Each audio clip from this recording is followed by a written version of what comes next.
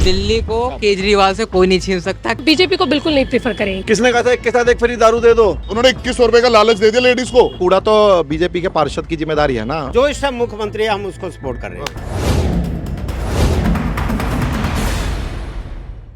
नमस्कार, राम की रिपोर्ट में आपका स्वागत है।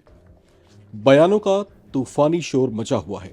नेता गाड़ी लेकर दौड़ रहे हैं। ये भरोसा जताने की कोशिश कर रहे हैं कि हम ही हैं जो आपके दिन पलट देंगे। सड़कों पर नेताओं का गुणगान गाते चुनाव प्रचार वाहन लोगों को याद दिला रहे हैं कि याद रखना हमने क्या क्या किया है, या फिर याद रखना कि विरोधी दल के नेता ने क्या क्या नहीं किया है। नेता मोहल्ला मोहल्ला, गली गली और नुक्कड़ नुक्कड़ पर जा जाकर लोगों के आगे हाथ जोड़ रहे हैं। इनमें से कई ऐसे भी हैं जिनका मुंह लोगों ने 5 साल पहले पिछले चुनाव में देखा था, लेकिन जनता सब जानती है।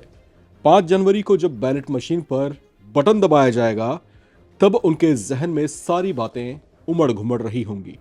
हालांकि दिल्ली विधानसभा चुनाव में इस बार मुख्य तौर से जो जोर आजमाइश या मुख्य मुकाबला देखा जा रहा है वो है आम आदमी पार्टी और भारतीय जनता पार्टी। आप इस बार जीत की हैट्रिक लगाने उतरी है, तो वहीं बीजेपी उसके विजय रथ पर ब्रेक लगाने की मंशा से मैदान में अपनी चुनावी रणनीति आजमाने जा रही है।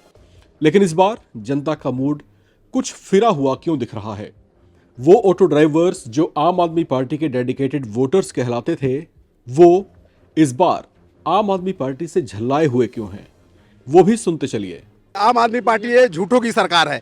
एक नंबर में इन्होंने फिटनेस फ्री कराया, लेकिन बगैर 800 रुपए दिए हुए अथॉरिटी से गाड़ी पास ही नहीं हो सकता है। परमिट का फीस 500 रुपए का है और 2500 रुपए दलाल के बगैर दिए हुए गाड़ी आपका परमिट रिन्यूअल हो ही नहीं सकता है। हमारे गाड़ी का फीस कटाए हुए 6 महीने हो गए, अभी तक परमिट रिन्यूअल नहीं हुआ। क्यों नहीं हुआ? इन्होंने ऑनलाइन कर दिया। ऑनलाइन में ऑटोमेटिक होता है कि 10 दिन के बाद वो परमिट रिन्यूअल हो जाता है, लेकिन जब तक दलाल को 2500 रुपए नहीं दो जब तक रिन्यूअल नहीं होगा। यहाँ पे केजरीवाल साहब को हम लोग ने, ऑटो वाले ने बैठाया था, लेकिन हम लोगों के साथ इतना गद्दारी किया है जिसका कोई हद हिसाब नहीं है। वो क्या काम कराएगा? वो तो अपना मतलब से चलता है। क्लिनिक में कुत्ते घूम रहे सर, आप जाके देखिए ना। चरसी बैठे हुए हैं, दारू पी रहे हैं, चरस पी रहे हैं उसमें। आप मोहल्ला क्लिनिक मुश्किल से 10 नहीं चालू है दिल्ली के अंदर में। आप जाके देखिए, अभी चलिए यही दिखाता हूँ आपको। सिर्फ ये वादे, झूठे वादे ये करना, और 11 साल तक आपने कुछ किया नहीं।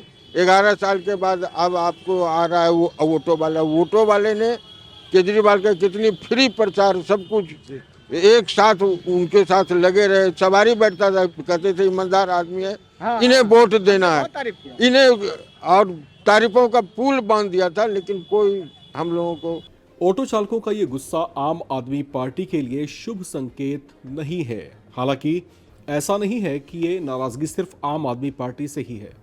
राष्ट्रीय राजधानी दिल्ली के चुनाव में कुछ लोगों की नाराजगी केंद्र से भी है। अब आप इन लोगों को भी सुनिए, इनका इस बारे में क्या कहना है। जो भक्त होते हैं ना, सिर्फ उनको शोर मचाने के अलावा कुछ नजर नहीं आता, सिर्फ हो हल्ला करते हैं। जब से आतिशी जी यहाँ पे सीएम बनी है, विधायक बनी है, पहले 2.5 साल आपको पता है कि कोरोना में निकल गए।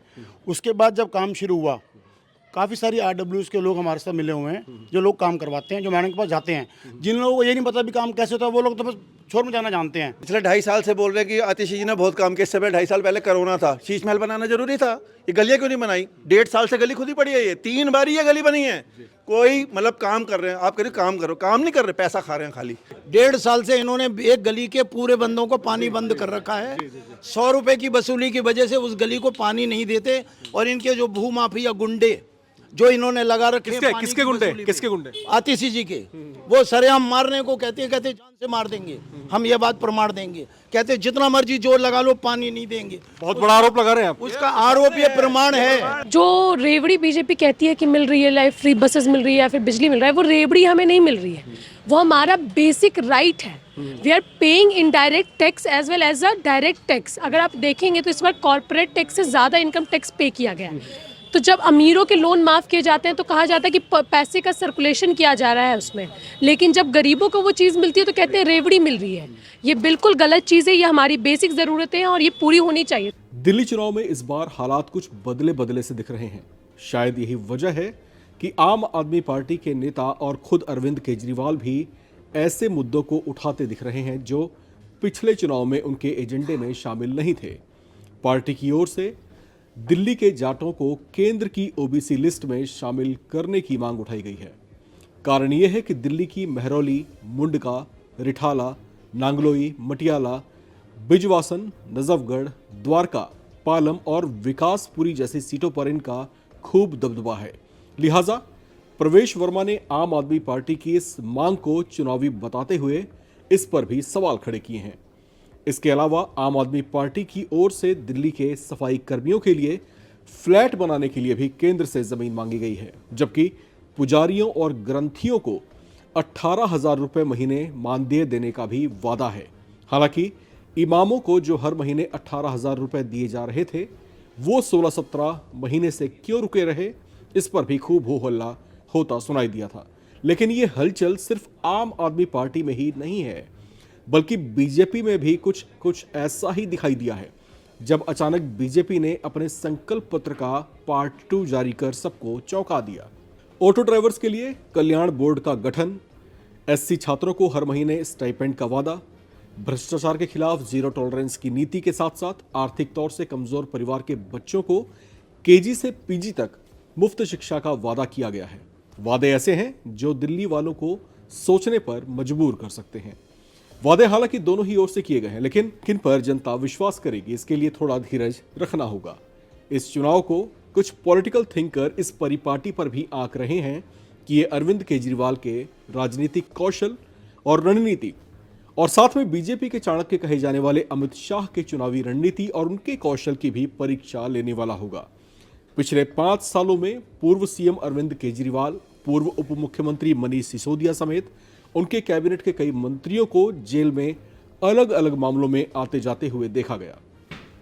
आप सरकार के प्रमुख चेहरों पर शराब घोटाले जैसे गंभीर आरोप भी लगाए गए, जबकि बरसातों में भर्ती कॉलोनियों और यमुना की सफाई समेत दिल्ली में भारी प्रदूषण के मुद्दे को भी बीजेपी नेता खूब उछालते रहे। अब इन सब चीजों से क्या वाकई में दिल्ली में मौजूदा आप सरकार के खिलाफ वे एंटी इनकम्बेंसी फैलाने में कामयाब रहे हैं? क्या वे बाकी दिल्ली वालों के मूड को पलटने में कामयाब रहे हैं? ये तमाम वो सवाल हैं जिनके जवाब 8 फरवरी को चुनावी नतीजों वाले दिन खुद ब खुद मिल जाएंगे। बहरहाल दोनों ही ओर से और दोनों ही धड़ों की ओर से इस समय खूब जोर आजमाइश की जा रही है। मतदान के लिए बेहद कम दिन बचे हुए हैं, ऐसे में एड़ी चोटी का जोर लगाया जा रहा है। अब होता क्या है वो नतीजों के बाद साफ हो पाएगा। फिलहाल आप बने रहें और लगातार देखते रहें NBT ऑनलाइन।